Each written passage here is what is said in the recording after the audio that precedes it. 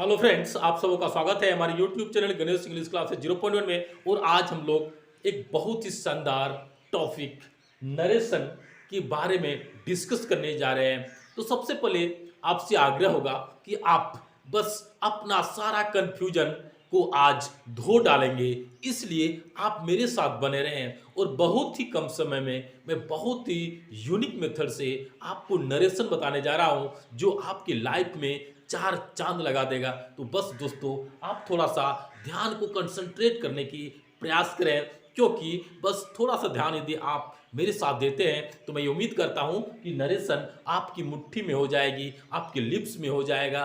तो फिर आपका सारा कंफ्यूजन लाइफ के लिए समाप्त हो जाएगा। तो आप बस बने रहें और हम लोग देखते हैं नरेशन को बहुत ही बारीकी ढंग से, बहुत ही बेहतरीन ढंग से। What is narration? नरेशन किसको बोलते हैं? What is narration? नरेशन क्या है? कथन क्या है?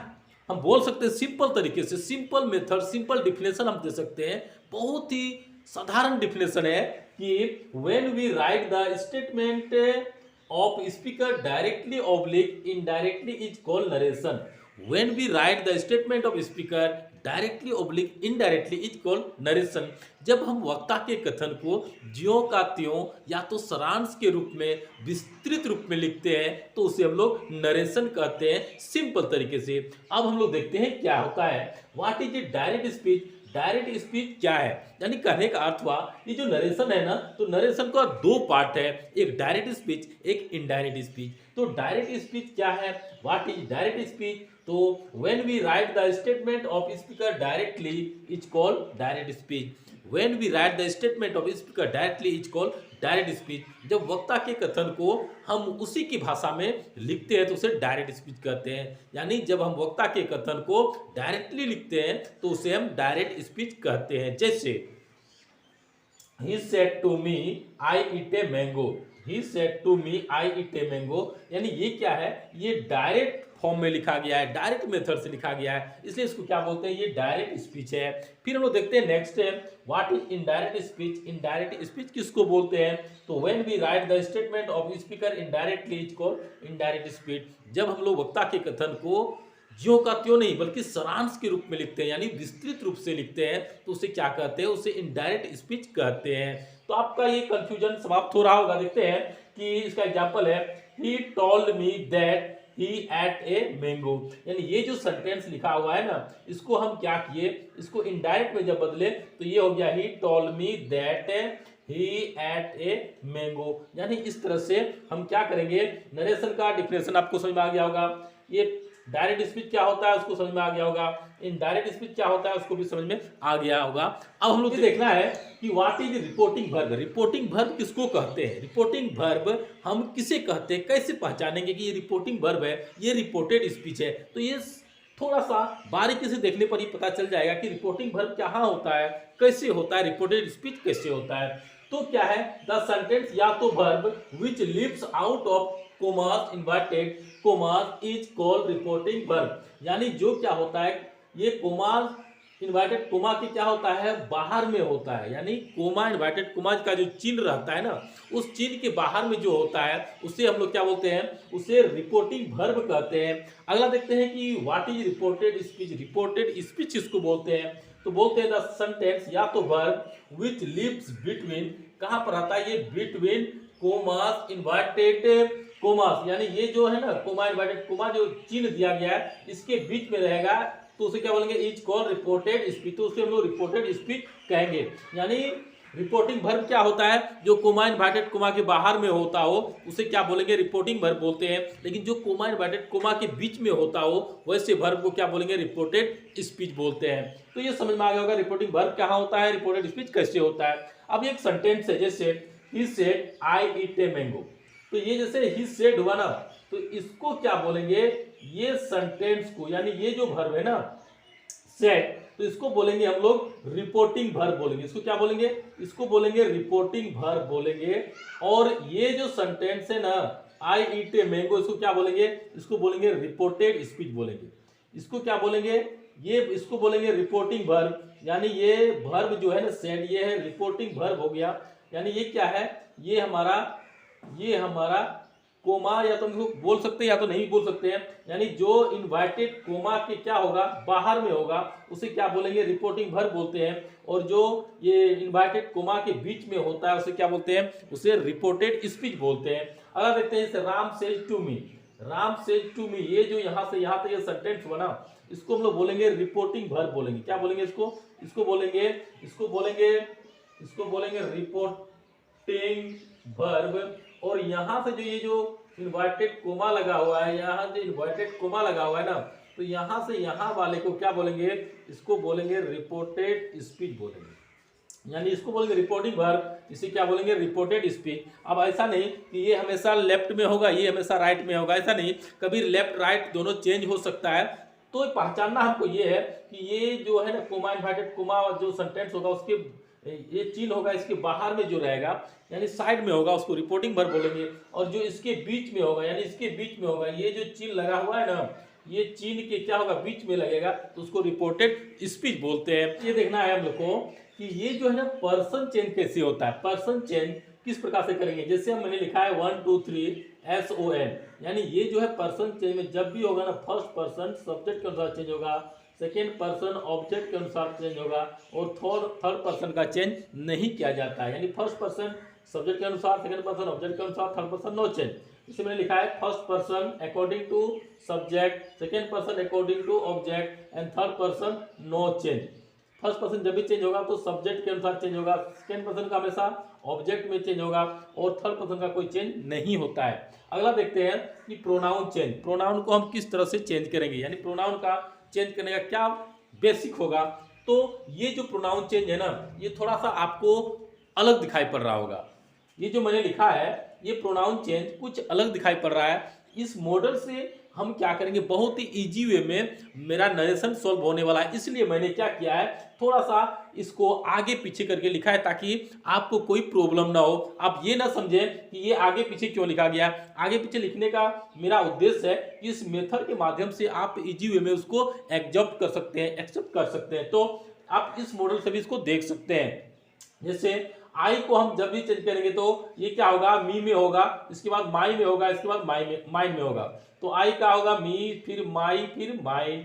यू का क्या होगा, यू होगा, फिर योर होगा।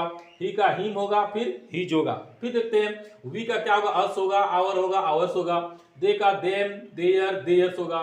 सी का हर, हर्स होगा। इट का इट और इट्स होगा।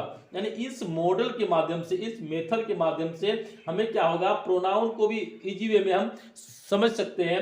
और ये जो मेरा पर्सन चेंज है इसे भी हम क्या कर सकते हैं, इजी वे में देख सकते हैं। यानी पर्सन और प्रोनाउन को हम जब तक नहीं समझेंगे तब तक मेरा क्या होगा, सेंटेंस नहीं बनेगा, नरेशन नहीं बन सकता। इसलिए इसे आप क्या करेंगे, थोड़ा सा अच्छी तरह से समझने का प्रयास करेंगे। बस सिंपल है कि फर्स्ट पर्सन जब भी चेंज होगा तो सब्जेक्ट के अनुसार चेंज होगा, सेकंड पर्सन हमेशा ऑब्जेक्ट में होगा, थर्ड पर्सन का नो चेंज होगा। और ये जो प्रोनाउन है ना, इसका स्थान मैंने थोड़ा सा आगे पीछे कर दिया ताकि आपको सहूलियत हो। तो सबसे पहले देखेंगे आई का मी में चेंज होगा, फिर माई में, फिर माइन में, यू का यू में, फिर योर में, ही का हिम में, फिर हिज में। वी का अस, आवर, आवर्स में, दे का देम, देयर, देयर्स में, सी का हर, हर्स में, इट का इट और इट्स। अब ये देखना है कि ये जो है ना change of auxiliary verbs, auxiliary verbs का भी चेंज नरेशन में किया जाता है। ये बहुत ही क्या है, एक खास है कि ऑक्सिलरी वर्ब भी अपना एक अहम भूमिका नरेशन में निभाता है। जैसे हम लोग देखेंगे ये ऑक्सिलरी वर्ब्स का चेंज कैसे होता है। तो एम इज आर को क्या करेंगे, वास वेयर में चेंज करेंगे। हैव हैज रहेगा तो हैड में चेंज करेंगे। वास वेयर रहेगा तो हैड बीन में चेंज करेंगे। और हैड टू प्लस V1 रहेगा तो हैड टू प्लस V1 में चेंज करते हैं। नेक्स्ट है कैन वाले को कुड में चेंज करेंगे, मे वाले को माइट में, सेल को शुड में, विल को वुड में। इस प्रकार का क्या है, ये एक नियम है, इसके माध्यम से हम सेंटेंस में चेंज करेंगे। अगला देखते हैं टेंस चेंज। ये टेंस चेंज भी एक क्या है, सबसे अहम है। और इसके बिना हम क्या कर सकते हैं, सेंटेंस को नरेशन में चेंज नहीं कर सकते हैं जब तक ये रूल मेरे पास नहीं होगा। तो सबसे पहले इसको देखेंगे कि सिंपल प्रेजेंट टेंस को क्या करेंगे, सिंपल पास्ट में चेंज करेंगे। प्रेजेंट कॉन्टिन्यूअस को पास्ट कॉन्टिन्यूअस में, प्रेजेंट परफेक्ट को पास्ट परफेक्ट में, प्रेजेंट परफेक्ट कॉन्टिन्यूअस को पास्ट परफेक्ट कॉन्टिन्यूअस में, सिंपल पास्ट टेंस को पास्ट परफेक्ट टेंस में और पास्ट कॉन्टिन्यूअस टेंस को पास्ट परफेक्ट कॉन्टिन्यूअस टेंस में चेंज किया जाता है। ये आपको क्या करना होगा, मेथड आपके पास होना चाहिए। आपको ये समझ में आ जाना चाहिए कि simple present, simple past, present continuous, past continuous, present perfect, past perfect, present perfect continuous, past perfect continuous. और क्या है, ये जो पास्ट सिंपल है तो पास्ट परफेक्ट, पास्ट सिंपल यानी सिंपल पास्ट, पास्ट परफेक्ट और past continuous, past perfect continuous. इस तरह से आप क्या करेंगे, उसको दिमाग में सेटअप कर लेंगे तो आपका क्या हो जाएगा, ये प्रॉब्लम समाप्त हो जाएगा।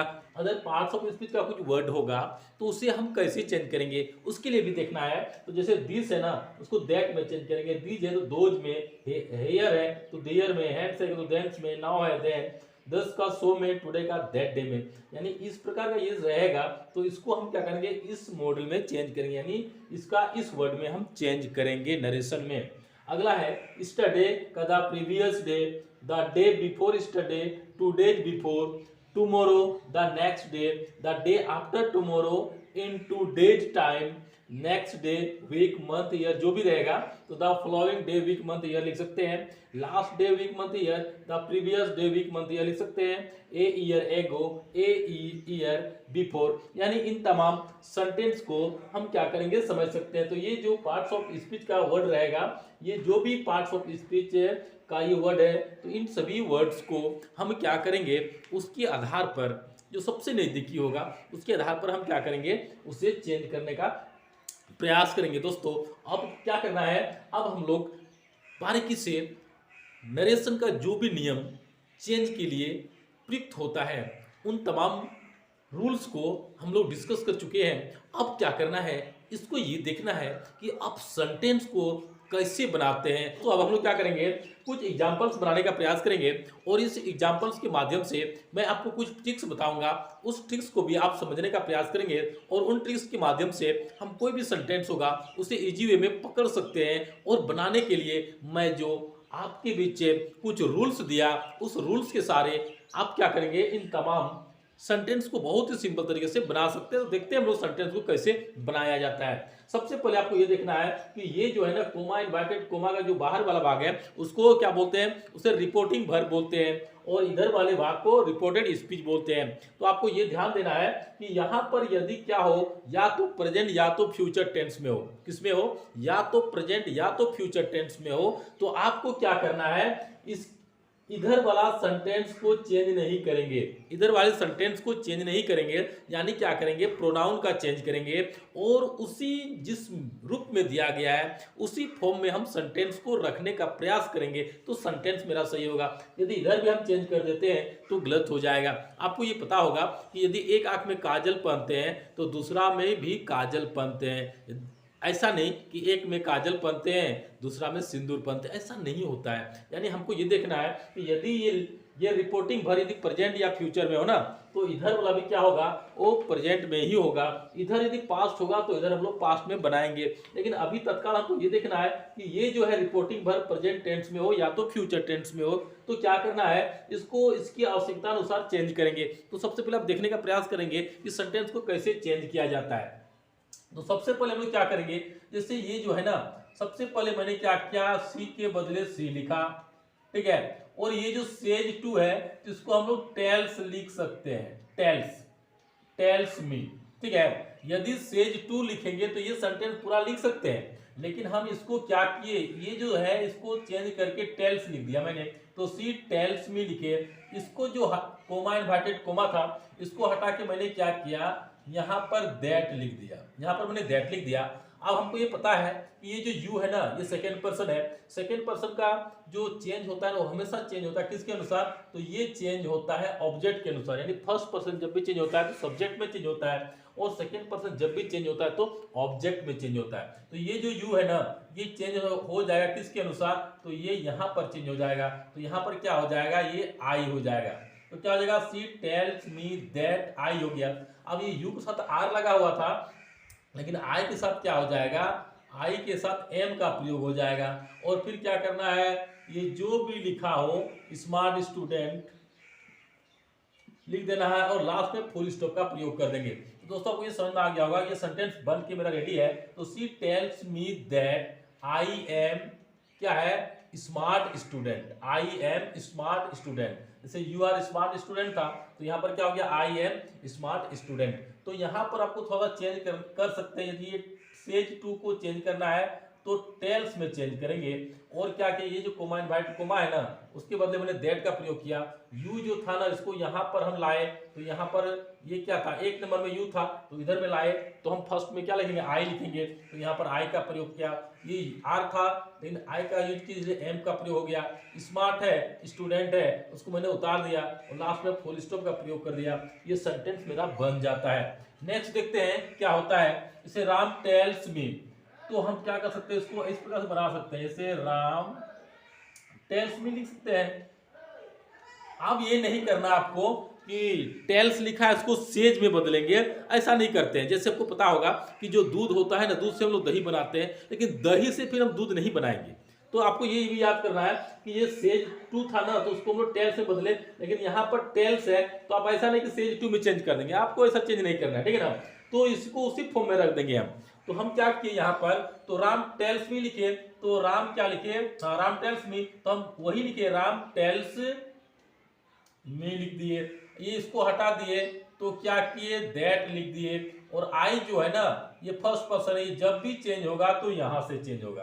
तो यहाँ पर राम है, तो हम इसके बदले राम भी लिख सकते हैं, या तो हम ही भी लिख सकते हैं, आपकी मर्जी, आप जो लिखने हैं। यहाँ पर हम ही भी लिख सकते हैं और राम भी लिख सकते हैं। तो आई के साथ एम था, तो ही के साथ क्या हो जाएगा, इज का प्रयोग हो जाएगा। ये जो योर है ना, तो योर देखो, ये जो है ना सेकेंड पर्सन है, ये जब भी चेंज होता है तो किससे होता है, ये ऑब्जेक्ट से होता है। तो you you your, you you your, यानी तीसरा नंबर में आया, तो ये क्या हो जाएगा, आई मी माई, आई मी माई, यू यू योर तीसरा नंबर में आया, तो आई मी माई, तो यहाँ पर क्या हो जाएगा, यहाँ पर माई हो जाएगा, माई हो जाएगा। और ये जो बेस्ट फ्रेंड है, तो फिर हम लोग क्या करेंगे, इसको बेस्ट फ्रेंड लिख देंगे, आंसर मेरा बन जाएगा। तो यहाँ पर क्या करेंगे आप, ये राम के बदले ही का भी प्रयोग कर सकते हैं, या तो राम के बदले राम का भी प्रयोग आप कर सकते हैं, कोई प्रॉब्लम नहीं है, सेम है, ठीक है। तो Ram tales me that he is my best friend, ये मेरा आंसर बन जाता है। नेक्स्ट देखते हैं कि my mother says to me I love you, my mother says to me I love you. तो हम इसको बना सकते हैं कैसे, तो इसको बनाएंगे, ये माय मदर टेल्स मी हम यहाँ पर लिख सकते हैं, माय मदर टेल्स मी, और यहाँ पर क्या करेंगे, दैट का प्रयोग कर दिए, इसको हटाए ना तो दैट का प्रयोग कर दिए। और ये आई जो है ना, इसको जब भी चेंज करेंगे तो ये क्या हो जाएगा, ये हमेशा सब्जेक्ट के अनुसार चेंज होता है। किसके अनुसार होता है, तो सब्जेक्ट के अनुसार चेंज होता है। तो माई मदर है, तो हम उसको बोल सकते हैं कि वो क्या है, वोमेन है, तो वहां पर हम सी का प्रयोग कर सकते हैं। तो माई मदर टेल्स मी दैट क्या, सी, और यहाँ पर आई के साथ लव था, सी के साथ क्या हो जाएगा, सी के साथ लव्स हो जाएगा।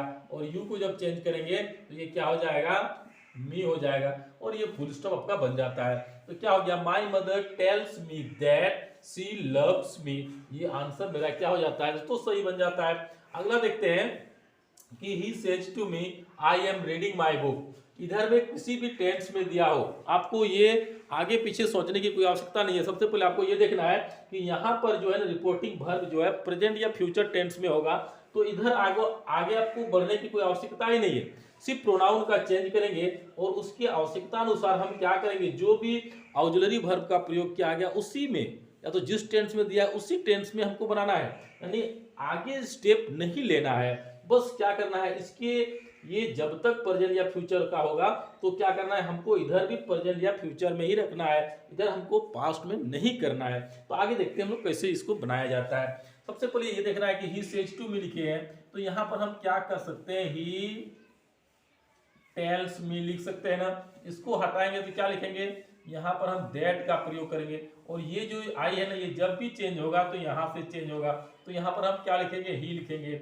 और एम है तो क्या, जैसे आई एम रीडिंग था, तो यहाँ पर क्या हो सकता है, एक साथ ईज हो जाएगा, और फिर ये रीडिंग हो जाएगा, रीडिंग। माई है तो आई मी माई, तीसरा नंबर क्या होता है, माई, आई मी माई, तो ही का क्या होगा, ही हिम हिज, आई मी माई तीसरा नंबर माई होता है, तो क्या होता है, ही का तीसरा नंबर क्या हो जाएगा, ही हिम हिज, तो he is reading his book full stop. ये आंसर क्या हो जाता है आपका बन जाता है। दोस्तों आप देखेंगे आगे कि the teacher said the students on A sweat.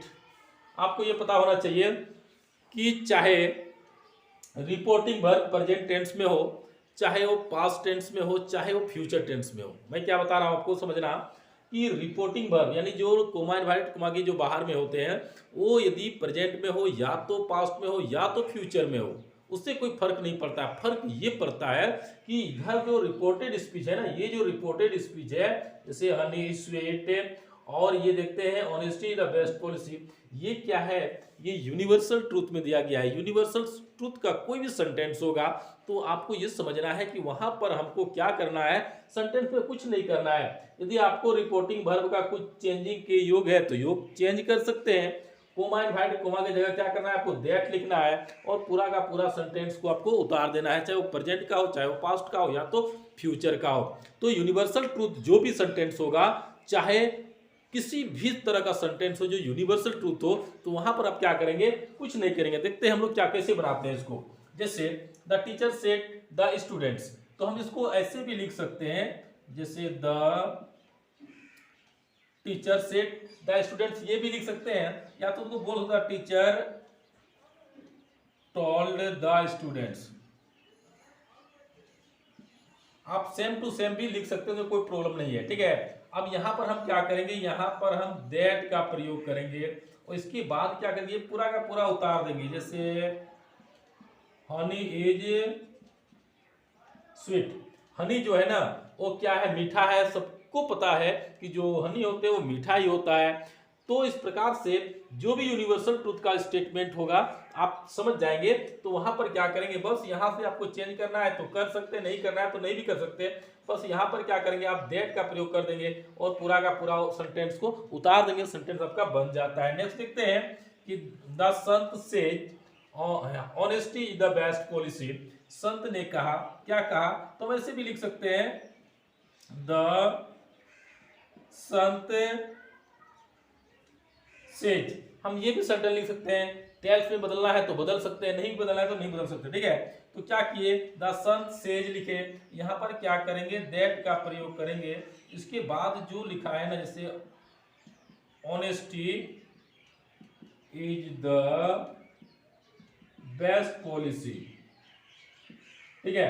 तो ये क्या होता है, ऑनेस्टी द बेस्ट पॉलिसी है। ये सेंटेंस मेरा क्या है, मैंने सेम टू सेम उतार दिया, यहां से भी मैंने सेम टू सेम उतार दिया और यहां पर क्या किया मैंने, यहां पर कोमा इनवर्टेड कोमा की जगह दैट का प्रयोग कर दिया। तो दोस्तों आपको ये समझ में आ गया होगा कि कोई भी सेंटेंस होगा जो प्रेजेंट या फ्यूचर का हो कि कौन, तो रिपोर्टिंग वर्ब, तो याद रखना कि इधर का चेंज नहीं करेंगे बल्कि क्या चेंज करेंगे, यहाँ पर सेज के बदले टेल्स चेंज कर सकते हैं और कोमा इनवर्टेड कोमा की जगह दैट का प्रयोग करेंगे, प्रोनाउन का प्रयोग करेंगे और उनकी आवश्यकता अनुसार ही हम ऑक्सिलरी वर्ब का चेंज करेंगे, यानी आगे स्टेप नहीं जाएंगे, बस उसी फॉर्म में रहना है हमको। तो आप लोग ये देखेंगे कि ये जो सेंटेंस है, ये सेंटेंस कुछ अलग है। क्या अलग है, आप ये थोड़ा ध्यान देंगे कि ये जो रिपोर्टिंग वर्ब होगा ना, अब रिपोर्टिंग वर्ब पास्ट टेंस में होगा, जब भी होगा तो पास्ट टेंस में होगा। तो आपको मैंने पहले बता चुका हूं कि यदि रिपोर्टिंग वर्ब पास्ट में होगा तो रिपोर्टेड स्पीच भी पास्ट में होगा, यदि रिपोर्टिंग वर्ब प्रेजेंट में होगा तो रिपोर्टेड स्पीच भी प्रेजेंट में होगा। तो यहां पर ये पास्ट है ना, तो पास्ट है तो इधर वाला सेंटेंस को भी पास्ट में हम लोग बनाएंगे। जो ये जो सेंटेंस आप देख रहे हैं ये क्या है, ऑक्सिलरी वर्ब चेंज का जो मैंने रूल बताया था उस रूल से पैटर्न है, उस रूल के आधार पर ये क्या किया गया है, सेंटेंस आपके बीच पेश है और आप समझने का प्रयास करें। और बहुत ही सिंपल तरीके से मैं आपको बता रहा हूं, जैसे कैसे बनाते हैं सेंटेंस को देखेंगे। जैसे he said to me I am your best friend, तो यहां पर जैसे सबसे पहले यहां पर देखना है, जैसे ही लिखिए, सेड टू है ना तो इसको हम टोल्ड लिख देंगे, टोल्ड मी। इसके बदले मैंने क्या बोला था कि यहां पर आप दैट लगाएंगे, तो ही टोल्ड मी दैट, यहां तक काम हो गया। ये जब भी चेंज होगा ना, ये जब भी चेंज होता है तो फर्स्ट यानी फर्स्ट पर्सन सब्जेक्ट के अनुसार चेंज होता है। तो आई को जब चेंज किया तो क्या हो गया, यहाँ पर ही का प्रयोग हो गया और यहाँ पर इसे एम था ना, लेकिन अब क्या करेंगे, अब लोग एम इज आर को वास वेयर में चेंज किए थे, तो यहाँ पर ही क्या हो जाएगा, ही वास। ये जो योर है ना, तो यू यू योर तीसरा नंबर आया तो ये जब भी चेंज होगा तो यहाँ पर चेंज होगा। तो आई मी माई, यानी क्या हो जाएगा, ये माई में चेंज हो जाएगा, माई बेस्ट फ्रेंड। तो ये सेंटेंस मेरा क्या होता है, ये बन जाता है। जैसे सेंटेंस कोई भी सेंटेंस होगा बना सकते हैं। जैसे she told me you have a cow, तो यहाँ पर हम क्या करेंगे, सबसे पहले देखना है कि सी हुआ, टोल्ड है तो टोल्ड में ही बदलेंगे, इसको आगे नहीं बढ़ाएंगे, ठीक है ना। तो सी टोल्ड मी, यहाँ पर हम क्या किए, दैट का प्रयोग किए। यू को जब चेंज करेंगे क्या हो जाएगा, आई हो जाएगा। ये जो हैव है ना, तो हैव को हेड में चेंज करते हैं, ए है और काव है तो काव लगा दिए। तो सी told me that I had a काव, ये मेरा क्या हो जाता है, सेंटेंस सही हो जाता है। कोई भी सेंटेंस होगा आपको ये देखना नहीं कि ये क्या बोल रहा है, बट आपको बनाना है तो बनाना है। अगला देखते हैं कि Ram said to me he is a poor man, he is a poor man. तो राम जो है ना, तो इसको राम लिखेंगे, सेड टू है तो यहाँ पर हम टोल्ड भी लिख सकते हैं और नहीं तो सेड टू भी लिख सकते हैं। तो राम टोल्ड मी, और यहाँ पर क्या करेंगे, दैट का प्रयोग करेंगे, ये कोमा इनवर्टेड कोमा को हटाने के लिए। और ही इज ए, यानी ये जो थर्ड पर्सन है ना, तो थर्ड पर्सन का चेंज नहीं होता है, तो यहाँ पर हम क्या करेंगे, इसको ही को ही लिख देंगे। इज है तो क्या हो जाएगा, एम इज आर वास भी है तो ही वास ए पुअर मैन, और ये सेंटेंस मेरा बनके रेडी है। नेक्स्ट देखते हैं कि he said to me you can help me. तो ही सेड टू मी है ना, तो ही को हम यहाँ पर ही लिखेंगे, सेड टू को टोल्ड लिखेंगे। तो ही टोल्ड मी, यहाँ पर हम क्या करेंगे, दैट का प्रयोग करेंगे, और ये जो यू है इसको चेंज करेंगे तो यहाँ पर आई हो जाएगा। कैन है तो इसका बदले क्या होता है, ये कुड में चेंज होता है, कुड, और ये हेल्प हुआ, और मी, आई का मी हुआ सेकेंड, आई मी हुआ। तो यहाँ पर जब ही है तो क्या हो जाएगा, हिम हो जाएगा, ही का हिम हो जाएगा। तो आई कुड हेल्प हिम, ये हो जाता है। यानी ये जो मी है ना, तो आई का मी दूसरा फॉर्म में, ऑब्जेक्टिव फॉर्म में है, तो इसको क्या करेंगे, ही है तो ही का हम लोग चेंज करेंगे तो ही का हिम हो जाएगा। तो क्या हो गया, he told me that I could help him. इस तरह से कोई भी सेंटेंस होगा ना वो मेरा बन जाता है। नेक्स्ट है कि mother said to father I shall wait you, I shall wait you. चलो देखते हैं, ये जो पास्ट है ना, तो हम लोग मेरा बनना शुरू हो जाता है। तो ये क्या हो जाएगा, ये मदर सेड टू, या तो टोल्ड भी लिख सकते हैं या तो हम सेड टू में भी बना सकते हैं। तो मदर, तो क्या लिखेंगे, mother told father, mother said to father, ये भी हम लिख सकते हैं। तो मदर टोल्ड फादर ऐसा तो लिख सकते हैं। यहाँ पर क्या करेंगे, हम यहाँ पर दैट का प्रयोग कर देंगे। और ये जो आई है ना, आई जब भी चेंज होता है तो किससे करते हैं, ये सब्जेक्ट के अनुसार। तो सब्जेक्ट में कौन है, मदर है, तो यहाँ पर हम मदर लिख सकते हैं, या तो उसके बदले हम सी का भी प्रयोग कर सकते हैं। तो सी हो गया। ये जो सेल है ना, तो सेल विल किस में चेंज होता है, सेल और विल चेंज होता है शुड और वुड में। तो सी के साथ क्या लग जाएगा, अभी यहाँ पर वुड लग जाएगा, तो सी क्या हो जाएगा, सी वुड, सी वुड। वेट का वेट हो जाएगा, और यू को जब चेंज करेंगे तो फादर है, तो फादर का क्या बोलेंगे हम, तो फादर भी लिख सकते हैं, या तो उसके बदले हम ही का प्रयोग कर सकते हैं। She would help, sorry, she would wait ही बोल सकते हैं, या तो यहाँ पर हम क्या कर सकते हैं, फादर भी लिख सकते हैं, ठीक है। तो ये फादर का भी प्रयोग आप कर सकते हैं, या तो हिम का भी प्रयोग कर सकते हैं। तो यहाँ पर हम क्या करेंगे, तो हिम का भी प्रयोग कर सकते हैं इसके बदले, यानी ये जो है ना, ये फादर, तो यू को यहाँ पर जब हम चेंज करेंगे तो ये क्या हो जाएगा, फादर के अनुसार चेंज होगा, इसलिए यहाँ पर हम क्या कर सकते हैं, उसके बदले हिम का भी प्रयोग कर सकते हैं, और या तो फादर भी लिख सकते हैं। तो दोस्तों, आपको इस प्रकार से छोटा छोटा सेंटेंस जो मैं आपके बीच पेश कर रहा हूं, ताकि आपका जो भी समस्या हो ना, वो सदा के लिए समाप्त हो जाएगा।